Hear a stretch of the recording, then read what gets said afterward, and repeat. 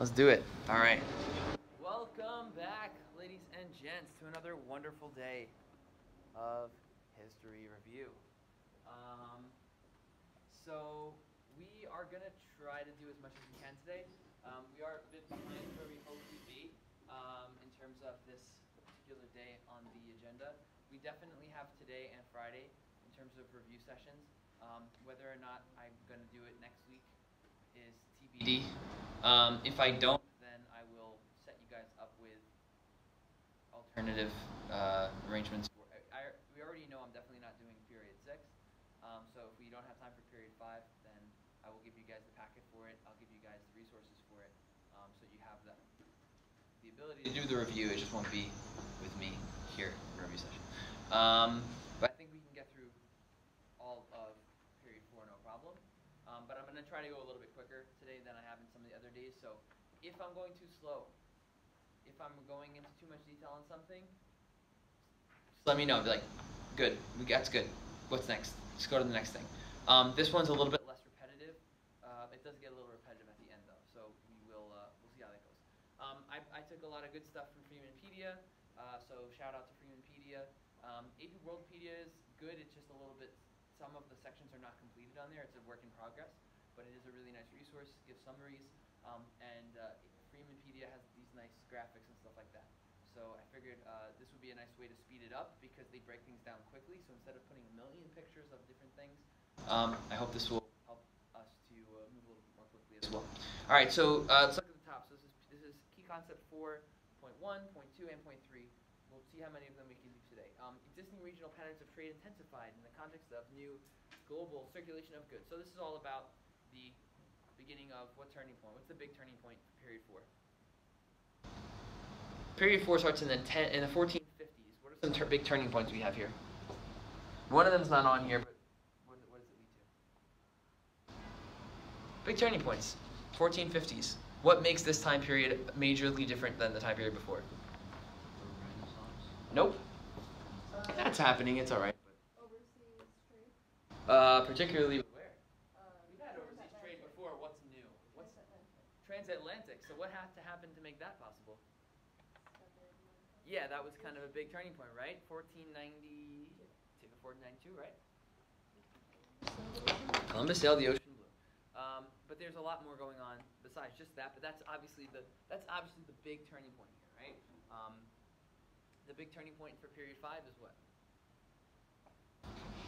What's the thing that takes us from period 4 to period 5? Might not be right on the line on the date, but it's important. Industrial Revolution, right? And those are two of the top 3 turning points in all of human history. What's number 1? Neolithic, right? And those two I would say are tied for second place, maybe. It's debatable. But Neolithic is clearly number 1. All right. From between periods 1 and 2, what's a big turning point? It's not as obvious, but starting in the 600s. Bronze Age? Nope. Bronze Age collapse. Bronze Age to Iron Age is around like 1200s, 1100s. Any big empire you can think of? Beginning of the classical period? Why am I like not in the picture? Beginning of the classical period. Which one? No, Romans are the last one. They're the tail end of the classical age. No, Phoenicians aren't cool enough. They're not important enough. They're not big enough. They're cool. They're actually really cool, but they're just not cool enough. Big empire sets the standard for the centralized empires of period 2. You know it. Say it. I forget. Come on, guys. Coinage, roads. Oh wait, hold up. That's bureaucracy. What? Persia? Persia, yeah. Persian Empire, right? So that's around just going to 500. So that's the turning point there. And then what's the big turning point at the end of period 2? Very obviously, fall of Rome, right? So fall of Rome into the Middle Age, and then that fall of Rome. But actually, fall of Rome is 1400s. So really not fall of Rome. Maybe the weakening of the Byzantine Empire. What's the actually even better turning point for the beginning of period 3? Because it starts in 600 CE. So what's happening right around the 600? Fall of Rome is not good enough. That does get us into the Middle Ages from a European perspective, but this is AP world. We're global. We're world perspective. What is the big turning point? 600s was a big thing that happens out of nowhere. On par with, similar to like a Columbian exchange, where it's just like, oh, big new thing, and then it changes everything. Think about it, guys. I know I'm doing a throwback, but it's just because it's our last week Give you the sense of that timeline. We'll do this in class next week or something. 600s, 570 AD. Someone's born. Muhammad. So with the beginning of, they have a picture up there of him, although they probably shouldn't. Not supposed to do that. Yeah, the beginning of, right? Yeah, the beginning. Prophet Muhammad, the Quran, Islam, right, comes on the scene. So that's a huge turning point, right? Because that's one of those. I compare it to Columbian Exchange because it's something that you wouldn't have automatically foreseen, right? Like geography or you know, things that you can predict, political changes. But a new religion out of nowhere, just. The Persian Empire, the Romans, everybody thought that was the balance. All of a sudden Islam comes, totally shifts the game, right? Totally changes the game. Probably in a bigger way than Christianity or Buddhism did. Probably really because of where it originated. Buddhism, you know, it's in India, China, already powerful places. Christianity, though it originated in the Middle East, well, it originated in the Roman Empire, right? Islam was in the middle of Arabia where nothing that much was really happening. No offense to pre-Islamic Arabians, but I don't think any of them are watching. They all died, right? 1,300 years, 1,400 years. But they don't have YouTube. But yeah, that's a big game changer. For this period, the big one is 1492, right? But technically, there's one before it, smaller but plays a role in it, and it's closer to the turning point date, 1450. 1453. I'll even tell you the actual date. What happens in 1453? This is our contextualization. Okay, guys? When you're writing your contextualization, your essays, this is not on here yet. But this is contextualization that is important for understanding this topic. Not Vasco da Gama. He comes actually a little bit later. The Portuguese are really inching their way, but the Columbus kind of shows them up. 1453 has nothing to do with exploration. 1453, it's one of the dates I think everybody should know, along with 1492 and some of the others. 1453, the conquest. That should give it to you. Here, perked up. I can only give you 30 more seconds. It's conquest of an important city. Constantinople by? Who conquered Constantinople? Romans. What? No, that's way back. Constantinople from the Byzantine Empire. Who conquered the Byzantine Empire? No, Constantine refounded the city. That's the capital. They made it Istanbul. Why did Constantinople get the works? It's nobody's business but the Turks. Which ones? No! Ottoman. Seljuk Turks is period 3. That's through the Crusades and stuff, and the Abbasids. So yeah, Ottoman Turks, right? But because the Ottomans conquer Constantinople, that's going to have an impact on trade. That's going to shift trade. It puts even more pressure than there already was for people in Western Europe who are connected to the period. Look, it was up there the whole time, you guys. Right. Ottoman Empire. We're going to come back to this map a lot. So Ottoman Empire takes over Constantinople. The countries in Western Europe are saying, gosh, really would rather not have to go through the Ottoman Empire to do all my trading, especially as they continue to expand. Italians dominate the Mediterranean, and they work with the Ottomans. They trade with them, even though there's some conflict there. These are the guys who are saying, we need another option. We need other ways of doing this. Now, I'll try to go in order on here. Intensification of trade brought prosperity, economic disruption, emergence, and governments in trading region of the Indian Ocean and Mediterranean Sahara. So, because, hey guys, just grab those sheets right there. So because, just don't cross, no, stop. Okay, go around that way. Otherwise I can't post this whole thing. We'll have to blur you out or something. Huh? Yeah, whichever one's right there. So because they do this, right? We know Columbus, we're going to go into more detail, but Columbus sails the ocean blue in 1492. He hits America, right?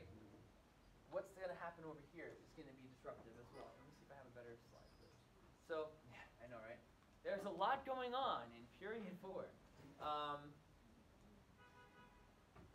So because they discover the Americas, right, all these other trade routes now become less important, right?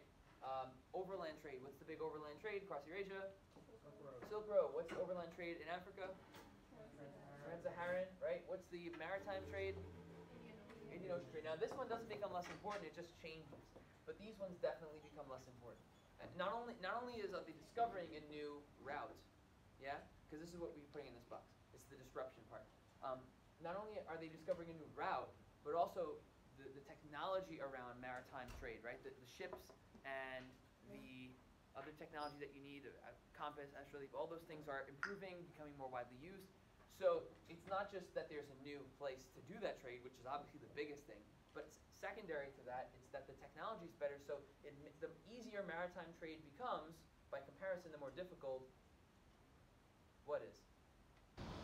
The easier it is to go oversea, the more annoying it is to go over land, right? And that was already like less convenient because you have to carry it, you got to roll it, you got to ride it. But with the boat, you can float it, and that's so much nicer. You have a packet? So, so let's look at some of those technologies that are going to take place. And then we'll go through the guys and what they did, the great man history. But let's look at the technological history. Some of these you guys already know. Astrolabe, right, from the Greeks. Then it went to the Islamic world. Then it's going to go back into Europe. It's a way of navigating based on the skies, right? You point it at the stars, figure out where you are. It's not as reliable as a compass because what? Yeah, what if it's cloudy, right? During the day you can use the sun, but at night you have this to use to go by the stars. I mean, it's pretty cool that you can do that and figure out your position. But a compass is going to be a new technology that's going to come in as well. Wind patterns. We know about this primarily. What place do we think of? We talk about wind patterns. Indian Ocean trade because they have the monsoons, right? But there's wind patterns all over the world.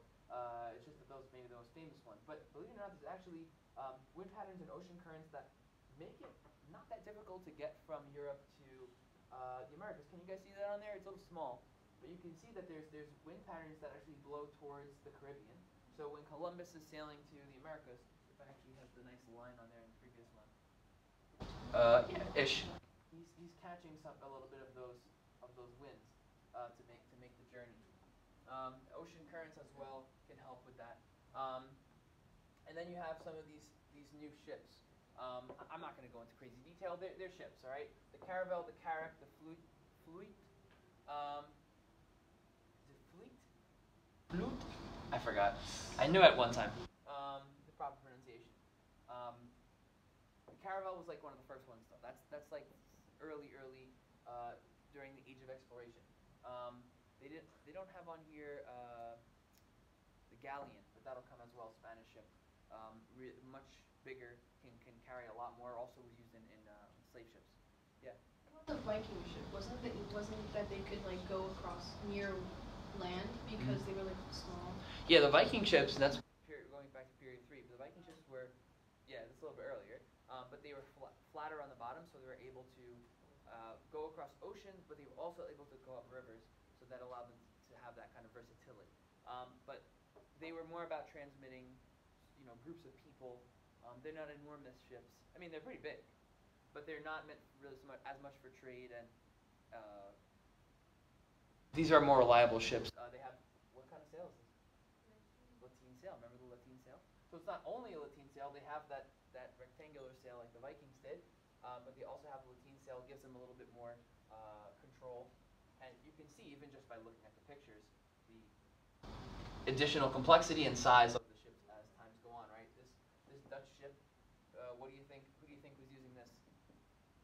1600s, the Dutch. What group? What organization? Dutch East India Company. Initials? Initials of the Dutch East India Company? VOC. Remember that? Because it's Dutch. You guys watched a whole John Green video on that. So I'm not going to waste time on this. It's ships. They have ships. If you want to go back to this, you can find this on Freemanpedia. Portuguese development of maritime technology and navigational skills led to increased travel and trade with West Africa and resulted in the construction of global trading post-empire. Okay, so we start with the Portuguese because it's a big deal that often gets overlooked because of how much even bigger of a deal Columbus is, right, in the Spanish. But it's still important to think about the Portuguese because you can see on these little lines right here, right? This is a really nice map for showing it. Look how hard they were working, right? See the blue line? Where are they going? Where's the blue going? No, but like what region is this? Huh? West. Africa. It's not a trick question. West Africa. You thought there was like something bigger than that, right? No, it's just a regular. We're in West Africa. Then the green line goes to where? And then? But look at the end of the arrow. Yeah, that's like, okay, that's good enough. It's far enough for today, right? And then finally, the black one goes for all the way to India, right? And then the yellow one goes, whoa, hey, Pac-Man style, what happens? Map, map, map, map, map, map. Map, map, map, map, map, map, map, map, map, map, map. So which one is the Gama? The Gama is the guy we talked about the most last year in terms of Portugal. We kind of breezed over the rest of them. Which one is the Gama? Which one matters the most? Yellow? This would be the one that matters the most? Goes all the way around? The green goes South Africa and then turns around? So which one is the Gama? Oh, you looked? Yeah, so it's the Gama, right? He's the first, the Gama is the first guy who actually gets around the tip of Africa and keeps going and reaches what? What was the goal? Where are they trying to get? India. Ocean. There's a great, I just saw it the other day, there's a great SNL skit with Jerry Seinfeld as the teacher. And he's doing that and he's going, who are the people who controlled Germany during the 1930s? And everyone's looking at him blank and he's like, the Nazis.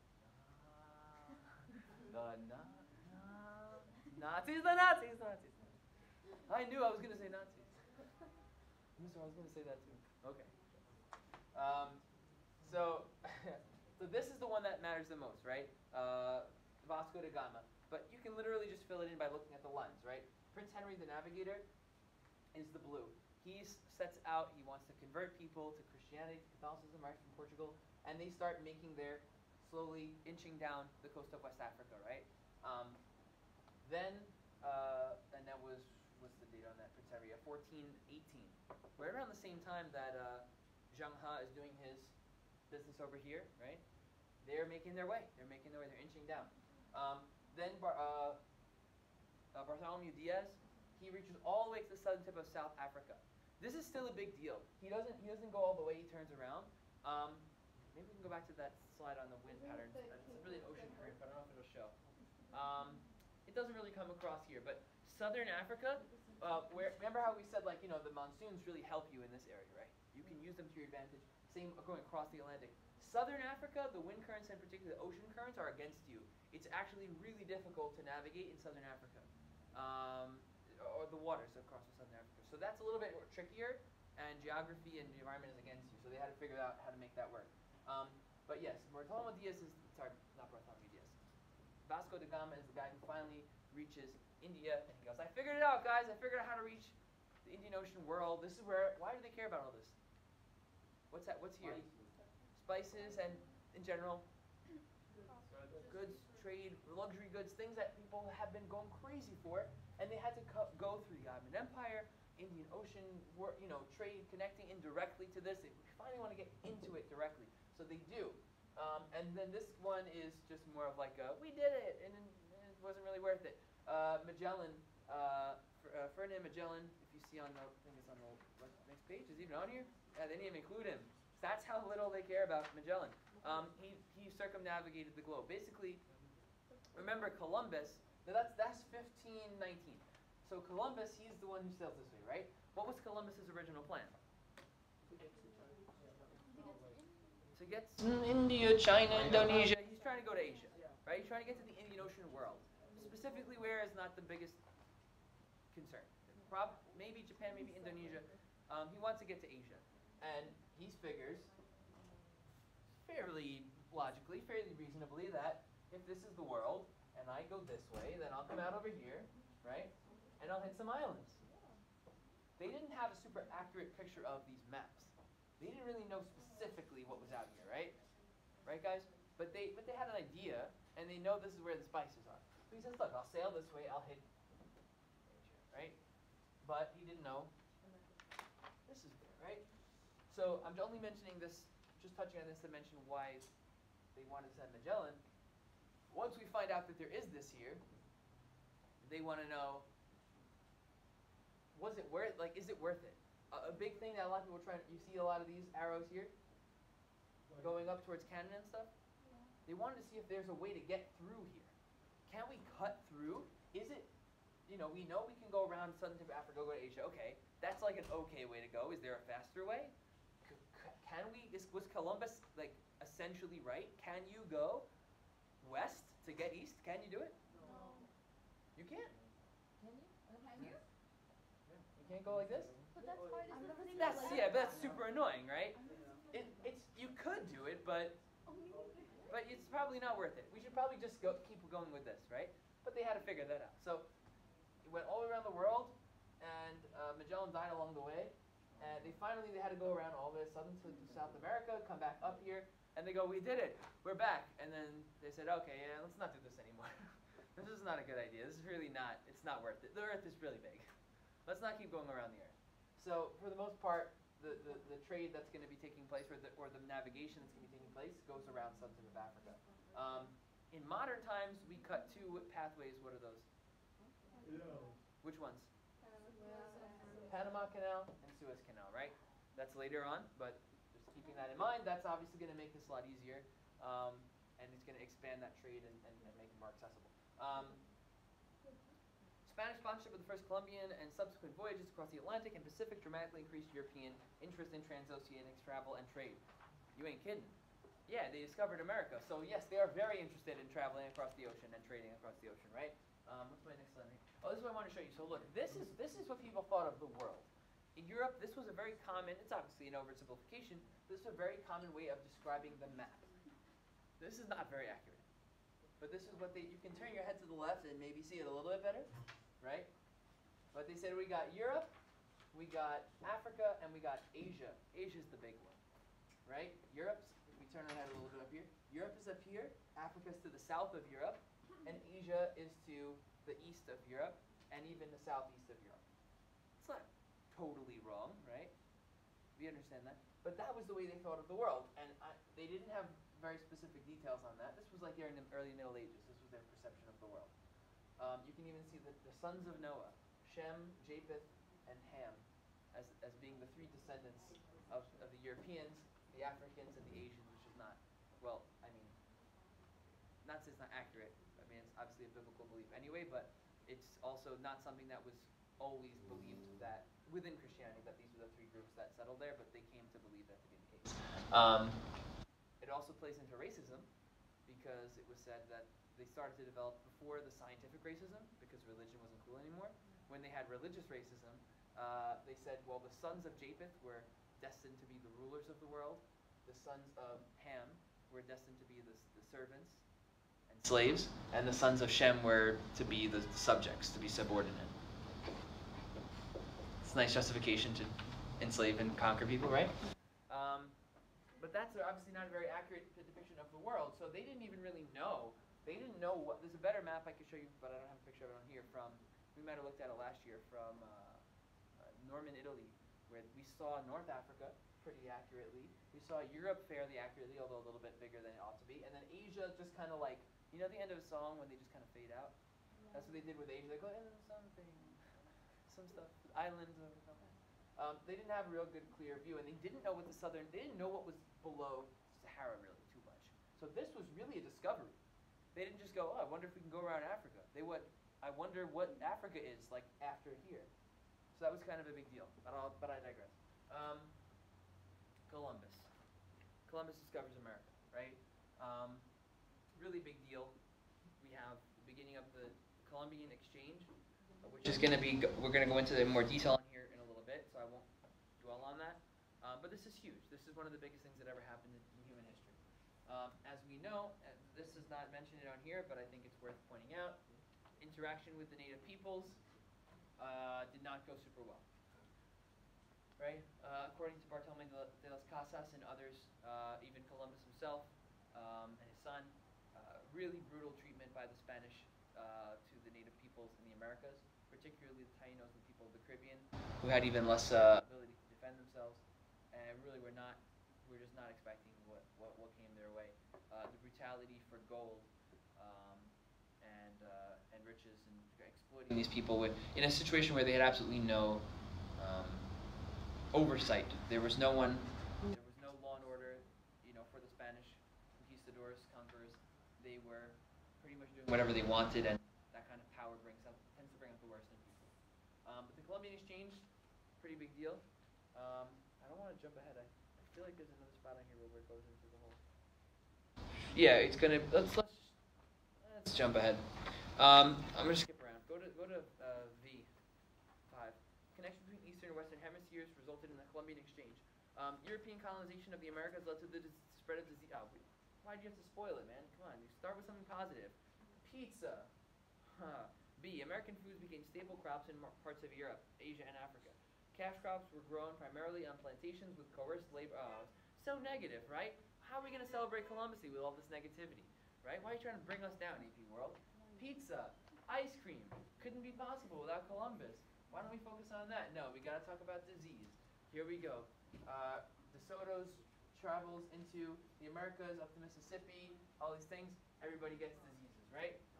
When the French came a few decades later, everybody was dead. They said, where are all those thriving communities that the Spanish reports told us of? They're not here. Smallpox. Yeah, it's pretty rough stuff, you guys. Why were the native people so vulnerable to smallpox and other European diseases? They never encountered them before, which means what? They had no immunity, right? Virgin soil epidemic. Never encountered these diseases before. And so it's really horrible. What's another horrible thing that happened because of the Columbian Exchange? Slavery, right? Because, and I don't know where my pictures of sugarcane went, but I thought I had a bunch of them on here. I'm going to escape from this. I want my picture of sugarcane.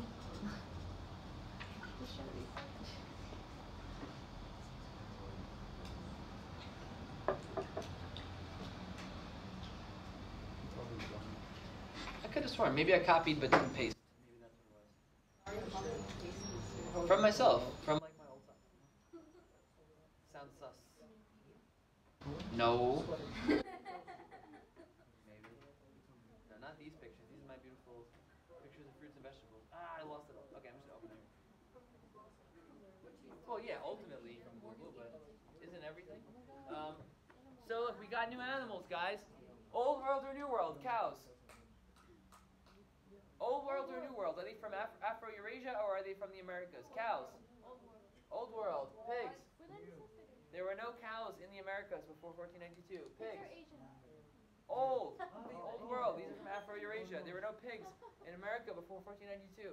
Anybody come from an American culture that eats pork or beef? What? I mean, including the one we're in right now, but like, if you come from like, if your family comes from Colombia or Caribbean, Puerto Rico, DR. Yeah. A lot of pork? Yeah, that's a lot of. No pork before 1492. No sheep. So he said somebody, I can never give up pork. So, hey, he did it for thousands of years before Columbus. No horses in the Americas before 1492. No horses. They had camels. You thought there were? Why? What are you picturing? And wild horses, right? Running free on the fields of the West, right? Escaped Spanish horses. Spanish horses who were brought, the Spanish brought horses, some of them went wild, feral horses, became the wild horses of the West. Who grabbed them? Yeah. Native American peoples from out west, when they got horses before they had to deal too much with the Europeans because they were wild. They tamed them and they used them to hunt buffalo. A brief positive for the Native Americans before your white people came and killed a buffalo intentionally as an act of genocide against the Native Americans to cut off their food supply. And kind of push everybody off their land. But like for a while, the horses was really cool. What are you gonna do? Sugarcane. Sugarcane. Old world or new world? Old world. Old world. Asia. Very good. Yeah. Southeast Asia. We think the sugarcane originated. It does, right? It looks Asian, right? What does it look like? What does it look like? It looks like bamboo, right? So you can see that kind of similarity in the even You're stereotyping plants now. But you're right.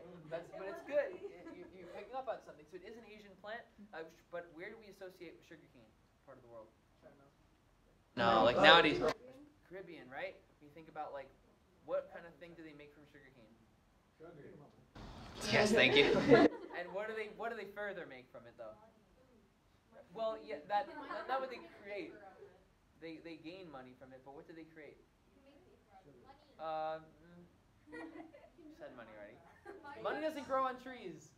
Don't you know? Technically, money is trees. Money is made.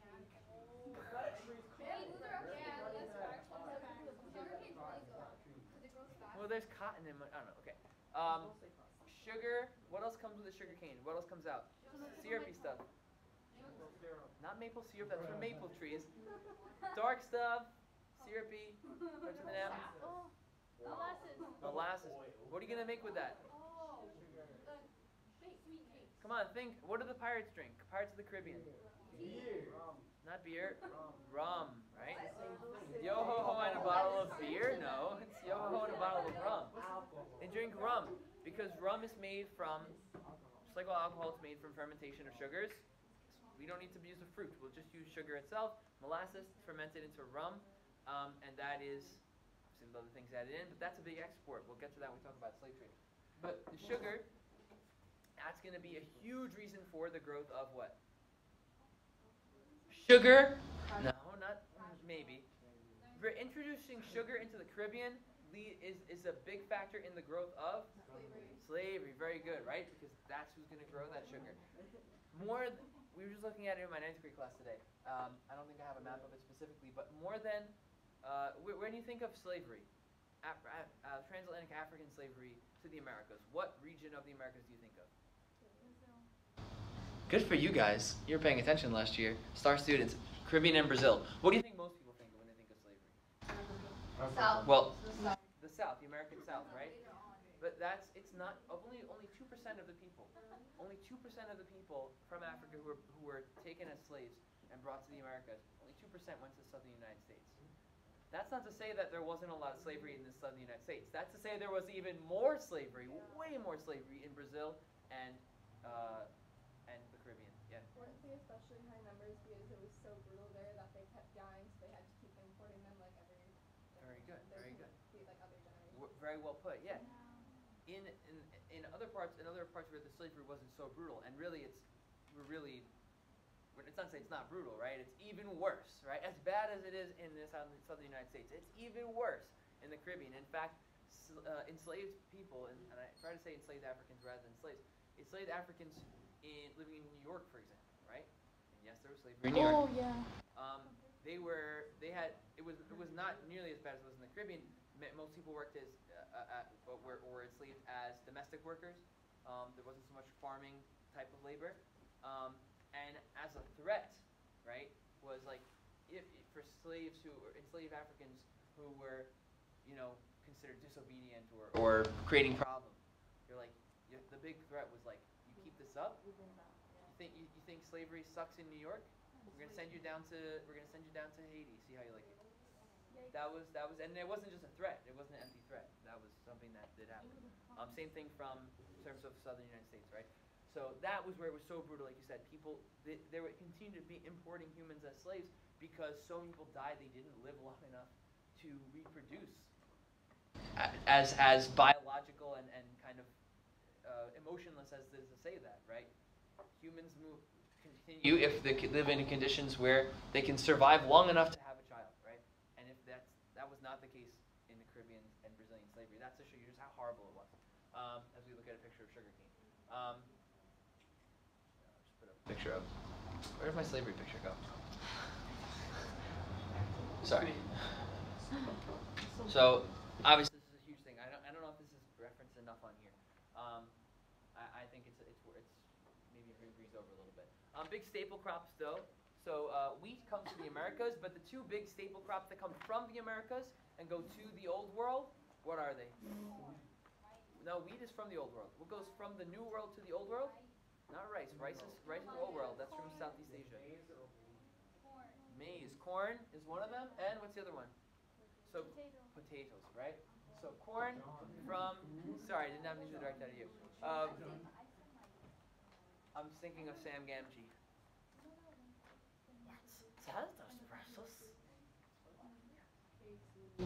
Potatoes, boil them, mash them, stick them in a stew. Hey, you know what I'm talking about. You didn't get there yet. You gotta find a library that can hook you up. Didn't they have like a statue of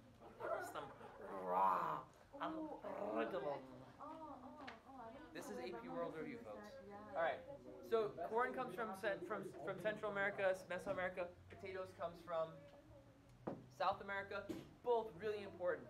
Corn's going to be grown. We don't associate it with China, Africa, but it is going to be grown there. It's going to, and even in Europe, it's going to be an additional staple crop. Carbs. You need carbs because carbs make you live till tomorrow.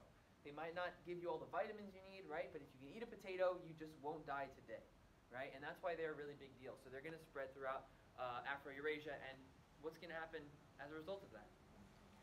increase population. Huh? If you live longer, you can have more. Children. And so what happens? More population. Population increase, right? In Asia and Africa and in Europe. What just happened in Europe that we could really use a population increase from? Bubonic plague, right? Just a couple hundred years before. So we said Afro-Eurasia's fruit trees, grain, sugar, domesticated animals were brought to Europe. We mentioned African slaves. Nutritionally, right? So that's what I was just saying. They benefit nutritionally from the increased diversity of American food crops, and they're getting good stuff too. They're getting tomatoes, right? Lots of vitamin lycopene in there. Italy never had tomatoes, man. No tomato sauce, no pizza. They did not benefit nutritionally from this product. What is that? Tobacco, right? That was not a beneficial one. The hobbit leaf. Long bottom leaf, right? Old Toby. What? Making our Lord of the Rings references. Don't smoke, kids. It's bad for your health. So, I gotta get back to our original slides here, because we're going too off.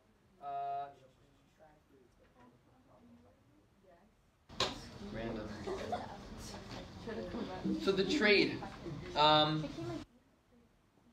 The trade that results from this, right? We learned this last year that it's primarily raw materials coming from the Americas to Europe. From Europe, manufactured goods like rum, like cotton cloth, guns, and then enslaved Africans going from Africa to the Americas. Excuse me. All right. European colonization and the introduction of European agriculture and settlements and practices in the Americas often affected the physical environment through deforestation and depletion. I think that one kind of explains itself. I'm not going to speak too much about that. Europe has been deforesting itself for a long, long time, and they began to do that in the Americas as well. Agricultural practices, not always bringing a total benefit to the place. I mean, one notable example is the island that we're across from right now, that way. Used to be a lot of forests. Now there's just a rectangular chunk in the middle. You know the one. Yeah. Remember that picture I showed you guys? Yeah. The green island? So a lot has changed. Skip that. Okay. So we'll come back to the Americas and all this business, but we want to jump ahead to some other topics that are happening at the same time. New religious things. So Sufism, it's not specific to period 4, honestly. It's also period 3. Obviously, since there's Islam, it's pretty early on. But it's good to understand the term Sufism. It's thrown around a lot. It's a very AP-ish kind of thing because they like to go, oh, we don't just know about Sunni Shia. We know about other specific things in religions. How about Sufism? Sufism is not a branch of Islam. You could find it in both, but it's primarily within the Sunni tradition as like a terminological thing. It's more of a trend or an approach to religion. It's very spiritual. So I might bring this up maybe this week in our classes when we talk about the Middle East and some of the ideologies in modern times. But it's very traditional and it's very spiritual. So it's focused less on like, let me read word for word exactly the law. There are people who are more focused on like legal stuff, technical things in the religion. What is your evidence for this particular prescription? And Sufism is more like, yo man, just gotta connect with God, you know? Like, you gotta be like, you gotta feel that connection. And then you have like the religious scholars who are like, yes, but what is your evidence to support you fulfilling that? And they're like, yo, man, why are you getting bogged down in all these details? You got to connect with God, you know. If we think about in the Hindu tradition, we talked about, or in the early, remember the Vedic religion versus Shramana that we saw become part of Jainism, and Buddhism was much more spiritual in the Upanishads. Every religion has like the spiritual side, the more, and then the more like rote kind of specific side, detail-oriented side. Sufism is that for Islam. Sufism also has some connections with like monasticism. So there's no monks in the Islamic tradition. There's no people who are officially monks who are celibate. That's considered going to an extreme from the Islamic perspective. But this is the closest you get to it. People who really devote themselves to spiritual purification and all that, that would be the Sufis within that tradition. And so it's not like you are or you aren't a Sufi. It's like, how Sufi are you? I really like turned up the Sufi to 11, or I'm like a little, I dabble in my Sufiness, you know. So it's not necessarily something that has a hard border, like whether you are or are not Sufi. But they have a really important role in the spread of Islam. We talked about that in the previous section. And another big thing is Protestantism, right? This is, you know, we're trying not to be overly Eurocentric here, but this is huge. From pretty much all of period 3, Catholicism was the dominant force, the dominant anything in Western Europe, right? The Catholic Church, right, was the one thing in medieval Europe that kept everybody on the same page, you know, unless you were a damned heretic, right? But you don't count, because we're going to get you to convert. But pretty much everybody, the majority population was Catholic. You might have been French and English. You might have had differences of other sorts. You might have been living under such one lord or another, but everybody was Holy Mother Church. That was what keeps us united, and Luther ruined it. What kind of a person would do that? No. So he was originally he's a fascinating guy. He was originally a priest and a monk and a scholar. Was he a monk? He was a priest, at least. Maybe he was both. But he's at least a priest, and he was a scholar. And he taught religion. He was a Catholic, originally. He wanted to reform the church. He did not want to destroy the church originally. He did not want to oppose the Catholic Church. He believed in the church. He thought they were making mistakes, and he wanted to fix them. But when the church said no, he said, well, then forget you, do my own thing, and created what we call the Protestant Reformation. So Lutheranism is a branch, is a type of Christianity that sticks as closely as it claims to be, close to Luther's original beliefs. But once you open this Pandora's box, you can't close it. So the Protestant movement included not just Lutheranism, but all kinds of other groups that broke away from the church that said, yeah, I agree with Martin Luther on most things, but I disagree with him on this particular thing. And another person disagreed on another issue. And so you have all these small splinter groups. So Protestantism is like an overarching term that includes all these groups of Christians that came from a tradition that started with the Catholic Church or broke away from the breakaways, or broke away from the breakaways from the breakaways, right? And that's why you have someone says, I'm not Catholic, I'm Christian, right? This is what they mean. They mean I'm Protestant, one of the many, right? All of the Protestants, although they all have a lot of diverse beliefs, many of them share a disagreement with the Catholic Church. That's part of their historical story, which is we disagreed with the church, the Catholic Church. Martin Luther went from a pious Catholic to a critical Catholic to a Protestant, a guy who's starting a new movement but still would like to see things work out, to the Pope is the Antichrist and the whore of Babylon, right? So it got pretty intense. In short, that's what he said. So then you have Protestants who called Catholics papists, and there were wars that broke out as a result of the Protestant Reformation, which I think we're going to touch on later. So we'll just tap into that. But wasn't that in your homework briefly last night? That the Sunni Shia split was not primarily a violent split. It did happen in the midst of some violence, but it itself was not a violent split. But the Protestant Catholic split really was. And a lot of times we separate the violence that came after it from the split itself, but they really were intertwined. And so the big things with Protestantism is, right, the Bible, you read it. The Catholic Church doesn't tell you what the Bible means. You decide what the Bible means for yourself. You have the right to interpret the Bible for yourself. Catholic Church said we have to do that. Faith alone. Sola fide. Right? what are the 3 things you need according to the Catholic Church to go to heaven? From the Middle Ages. Talk about this. 3 things. Money. That's so indulgences, right? That's not the only way you get to it helps to have a little cash on hand. It might grease the gears. Paper. So we're focused on the indulgences. Yes, indulgences is something that was really the tipping point for Luther, right? He's pissed about indulgences. Thinks this is not a legitimate way to get to heaven. I mean, it's very classist, right? If you're rich enough, you can sin all you want and just pay them off, and if you're poor, that stinks. And he felt that was not really in keeping with the message of Christ. But Catholic Church generally says to go to heaven, you have to do what? That's part of it. Sacraments, right? You have the sacraments. You have baptism, right? This is part of your experience with the church, right? But what else do you need? What do you need to do to go to heaven? To be saved. God. So that goes part of that thing of the sacraments. So confession also that goes in with the church element. You got to go to church and do all the church stuff, to put it simply. But what are the other things you got to do? So that do what? Follow the law and set by them. And that would be doing what? Good. Do good deeds, good works, right? And most importantly, you got to believe. You have to have faith, right? So you have to have faith, but along with that faith, you should be doing good works. You can't be like, I believe in Jesus. I'm going to stab you in the face, right? That's not okay.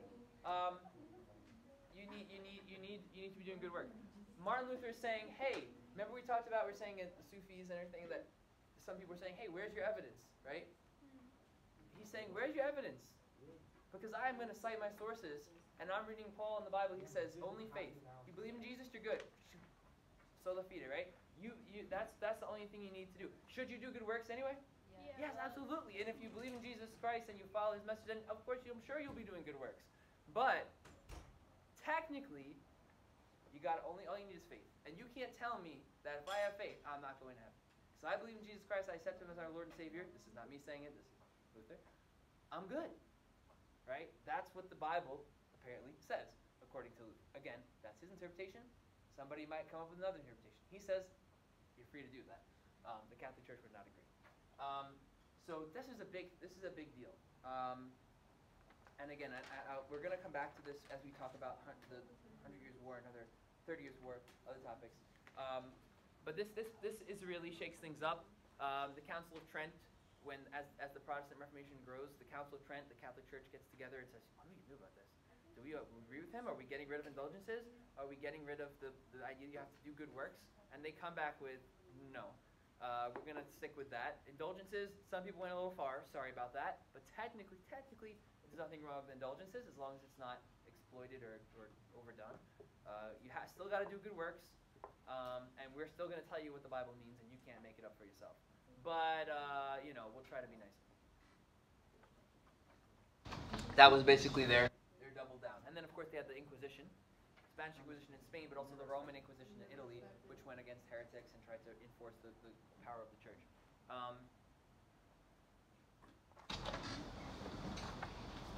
Did I just lose my spot completely?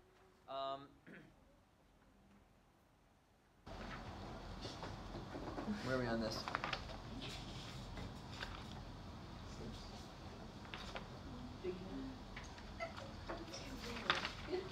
Alright. On the other side, so I stop blocking you guys. So that's what we finished Catholic Protestant split. Alright, Renaissance. As merchants' profits increased and the governments collected more. There's nothing there. It's not about this anyway. As merchants' profits increased and governments collected more taxes, funding the visual performing arts, even popular audiences, increased along with expansion of literacy and increased focus on innovation and scientific inquiry. Man, we got a lot there. Where's my picture? Oh, there's Phoenicia. How did I get? Oh, there we go. Sunni-Shia split. I'm going to jump back because we didn't actually talk about this. Why is there a Sunni-Shia split? We talked about it before, right? In previous packets? Yeah. They were conflicted on who was supposed to Supposed to what? To be the leader, right? So that's the simple version is to be the caliph, right? C-A-L-I-P-H, or Khalifa, if you want to reference Wiz Khalifa. he like even do anything anymore? He's in a Cheerios commercial. Have you not seen Is it? he really? No, wait, it's Oreos, I think. Oh, it's the Oreo- Oreo. Oreo. It's only the minnows. Yeah, he's like with like a little kid. I don't know if this is a kid or something. It's a but son. yeah, he's like singing Oreo. Music. There you go. So he's still current. I can still make my quiz glee for. You sold out for Oreos. Wait, who's like the famous rapper? The most famous rapper right now? Yo, X. Offset. Little Nas. Lil Nas X. Nah, we'll take that. Little Nas. Old Town Road. My students wanted to make a parody of Old Town Road to be about. I don't remember what it's about. Anyway, quick off topic. Let's focus. So the Sunni Shia split, right, was basically the simple version is after Prophet Muhammad died, they were trying to figure out who should be our leader. The majority of people said, "Well, just pick somebody," and they picked a guy named Abu Bakr, who was the close friend of Muhammad and his father-in-law also, and he became the first caliph. But there was this minority of people who said the leader should always be somebody from the family of the Prophet, and they wanted Ali, who was his cousin and his son-in-law, and he eventually became the fourth caliph. But the small group of people they called the Shia to Ali, or the supporters of Ali, the political supporters of Ali, they always rallied for him. That's not really where the split started. That was just a political disagreement. The split happens after the next following century, where you have actual war going on, civil wars taking place within this early caliphate, the rightly guided caliphate, or the Rashidun caliphate, because there were three out of the four rightly guided caliphs, three were assassinated. So that's a recipe for some disorder and chaos. And in the civil conflicts that resulted from that, Ali was the ruler, but he ended up being assassinated. The third ruler's cousin became the ruler, and they promised that Ali's sons were going to become the ruler. Then they went back on their promise. There ended up in more fighting. Hussein, the son of Ali, also got killed by the Umayyad Caliphate. So that's pretty messed up. They killed the Prophet Muhammad's grandson, and that's the Caliphate doing it. So that was what really led to the split. And where those people who were part of that group that supported Ali and Hussein and his family really kind of broke away from the rest of the people, and a portion of them did, and became a separate religious group that was devoted to this idea that Ali and his descendants were the most important people in the Islamic tradition as leaders. Whereas the rest of the people still might have disagreed with the Umayyad Caliphate, but they didn't form a separate religious group.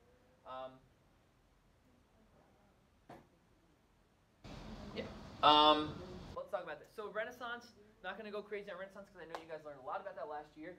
Oh, I wish I had a nice picture of Persian of the miniatures.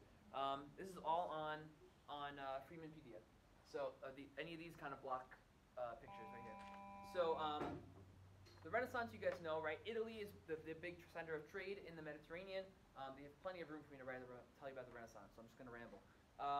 It is also the center of what was once a great empire. What? The Roman Empire, right? And so they look back to their history and they say, we were once amazing. We got to make Italy great again, right? And we gotta do cool things here. Look at that Colosseum. It's like falling apart. Why can't we build cool stuff like this anymore? We should try. They have all this wealth now coming in from trade. Who are they trading with? Their big neighbor to the east that everyone else is annoyed about, and it's making them want to go try to sail west. Ottoman Empire, right? The Italians, they're like, yeah, you guys are Muslim and we're not supposed to like you, but we're trying to make money, so we'll make an exception. And you can watch John Green's video on Venice and the Ottomans to get a little bit more of that story. Ferrying saints in pork shipments. That's all I'll say. You go watch if you're interested. But because of that wealth that's coming into the Mediterranean, to Italy in particular, northern Italy. Also, northern Italy was very divided politically. They were technically part of the Holy Roman Empire, which was basically Fat Germany, right? Germany and the stuff around it. But the Holy Roman Empire had very little control over the states within it. The further they were from the center of Germany, the less control he had. So northern Italy kind of got to do its own thing. And all these smaller states were making their own decisions. Particularly Florence, Florence, was a big, important city-state in the Renaissance because they weren't the only ones to do it, but they were definitely the most notable. We're experimenting with new forms of, or actually old forms of government, like the Republic. And where was there a republic? Where does that concept come from? The what republic? The original. The what? Yeah, the Roman Republic, right? They invented the concept of republic. Now, it's not quite democracy, but it is popular participation in government, right? The people have a voice in government. But if you're gonna have your people participate in government, you better make sure they are educated, right? And that's where we get the concept of humanism, right? Renaissance humanism, developed primarily or initially as a philosophy saying we want to give people participation in government, but they can't be dumb because then they're going to make dumb choices. So we need to educate them. So if you live in a democracy or you live in a republic, education is important. And here we are, right? Hopefully you guys can become educated. We can all continue to educate ourselves as we go through our lives, even by our own choice. And then we will make good decisions as we participate in government and have a better world. And we will be particularly focused on rhetoric and speech, like we talk about debate, for the same reasons. And I'm an advocate of a lot of these ideas of Renaissance humanism myself. You got to know when someone's trying to fool you. Yeah, political bias. I'm biased towards the Renaissance. Controversial. Should we trust you saying no? Yeah, I know. Whenever I talk about Renaissance. No, but the idea that you are gonna, we talk about debate. I mean, that's a big. It's not just me. It's the whole school. It's a conspiracy. Massfield High School is a classical school of New York. We are founded on the values of Renaissance humanism to a certain extent. That rhetoric and discussion is a super important skill to develop for many reasons, but for one, so that you can communicate what you believe and what you want to say clearly, and also people cannot manipulate you through their skill with language, right? As we often see in politics and media, you want to be able to have those skills, and that's something that they were concerned about because if we lived in a monarchy, who cares? You have no control, you have no power, you have no influence anyway, so why would we care if you're educated? You just go live however you want to live. But it's scary to me if you are not educated, because then my whole society is in danger, right? So it's important. It's for our own safety that we are educated, so we do not fall into tyranny. And that was something they were concerned about. Of course, Florence fluctuated from republic to principality back and forth, and that's there was a guy who wrote a book called The Prince. You remember him? Oh, Machiavelli, right? Niccolo Machiavelli. And he was writing a book to the people who ruled Florence, which was not when it was not a republic, and then when it went back to being a republic, he wanted to get a job in the republic, and they said, "Get out of here! You guy who wrote The Prince, not giving you a job." Performing arts. Oh wait, miniatures. Okay, miniatures are the really tiny paintings, and they're really cool. You guys remember going to the Met? For those of you guys went to the Met last year, some of the really small, detailed paintings from the Persians. If anybody had the Persians, but also Ottomans, it's borrowed from the Persians. If anybody had the Layla and Majnun, was one of the projects, one of the 20 projects you could do. Do you guys remember that? Who went on the trip? Do you remember Layla and Majnun? They were showing the small painting with all this detail, and it doesn't look that wasn't that memorable. Maybe whoever did the presentation didn't sell it, but the detail that goes into these paintings. Sometimes when we look at art from the Muslim world, we say, they didn't draw a lot of pictures, so they're not very good at it. But we don't realize if you see a picture on like a textbook or something, that's really small, and it's just blown up in your textbook, larger. But they did this miniature painting.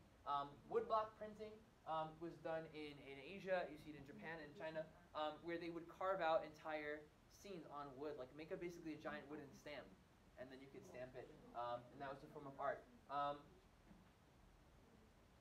I'm gonna just touch on a couple of these. I think we're good on this, right? Telescope, Galileo, astrolabe, steam engine. Kabuki theater is a form of theater in Japan. It involves very specific. It was something that we passed on generation to generation. You're a kabuki actor. You play a specific role in a specific play, and then you pass it on to the next generation, and you train them on that role. Every hand gesture, every moving of the hand in a specific way was exactly the same. People say, I love theater because it's better than watching a movie because every performance is different, right? Who loves theater, huh? Yeah, and isn't that wonderful? If you go to the same show twice, it's like a totally different show, right? Not kabuki theater. The goal of kabuki theater was to not do that. It was to be like a movie. Every single time you watch it, it is exactly the same. You feel like, didn't I just see exactly this last time I watched the show? So it was a very, very formalized form of art. Shakespeare, of course, we know. William Shakespeare wrote some beautiful plays. English language, invented in quite a number of words.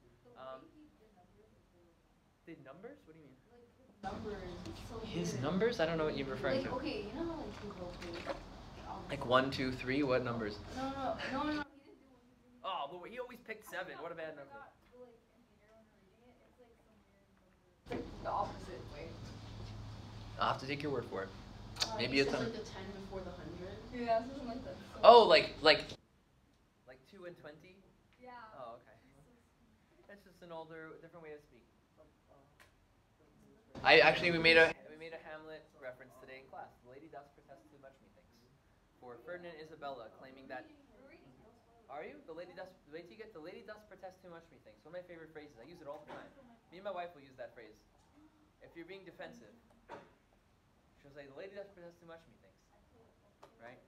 When we use that, I use that in my class today. We're talking about encomienda system, guys. Talking about the encomienda system, which is in this packet, to say that Ferdinand and Isabella were claiming encomienda. It's nothing like slavery. It's not slavery. It's they're free. They totally are free. The lady does protest too much, methinks. Heliocentric theory. It kind of goes with this one, doesn't it? Right? Originally, people thought the center of the universe was. They thought originally it was the Earth, and then they thought it was the. They thought the center of the universe was the. No, originally they thought it was the Earth, but then, surprise, they said it's the. And which one was right? Neither, because the sun is not the center of the universe. The sun is the center of the. Nope, it's not. Is on the edge of the Milky Way galaxy. Is the center of the solar system. Very good. We're just randomly floating around in the middle of the universe, or in random places in the universe. But yeah, you guys remember my whole trolling. You're the only one who didn't have me. No, you two both didn't have me last year. So you can go to my Instagram and see that picture of me with a troll face. You guys were screaming at me because I tried to convince you that I thought that the geocentric model was the correct one. Yeah. That was always a fun game to play. Don't spoil it for my freshmen this year. Freshmen, don't watch this. This year? No, I You already didn't. watched it. Huh? Don't watch it. Don't watch it. Use F37. Turn this off. Forget everything you. Cover your ears. They're not gonna watch this. Go back and then cover your ears. They don't. Yeah, you're right. There's no way. Yeah, I'd be lucky if the sophomores watch this. Mr. Casey. All right, gravity. Yes. For the sun thing, Galileo said that, right? So this is the funny thing, right? People don't like math, right? And they don't want to hear you talk about math, right? Remember that I said this last year? Copernicus figured out that Nicholas Copernicus figured out that the sun is at the center and the Earth goes around it. He saw something in the sky that didn't look right. He saw Mars going back and forth. He said, "That's weird," and he did the math for it. And mathematically, he was able to establish that the sun must be the center. And everyone said, "I don't like math. I don't want to hear about this." And he's like, "No, but it's literally proof right here." Galileo freaking comes along, points a telescope at the sky, sees moons orbiting around Jupiter, which does not actually show that the sun is the center. He just said, look, things can orbit around other things that are not Earth. Right? No, I mean, that's pretty cool. It's an amazing discovery. But between the two, I think Copernicus had a much better evidence. He's saying, look, mathematically, it's impossible that the Earth is the center. It has to be the sun. But nobody wanted to hear that. But this guy says, look, there's Jupiter. Look, because people believe what they can see, right? He said, look, you see that big Jupiter? And you see the moons going around it? Is that Earth? No. Are things going around something that's not Earth? So all bets are off. You told me everything has to go around Earth. Now things are going around other things. Who knows what goes around what?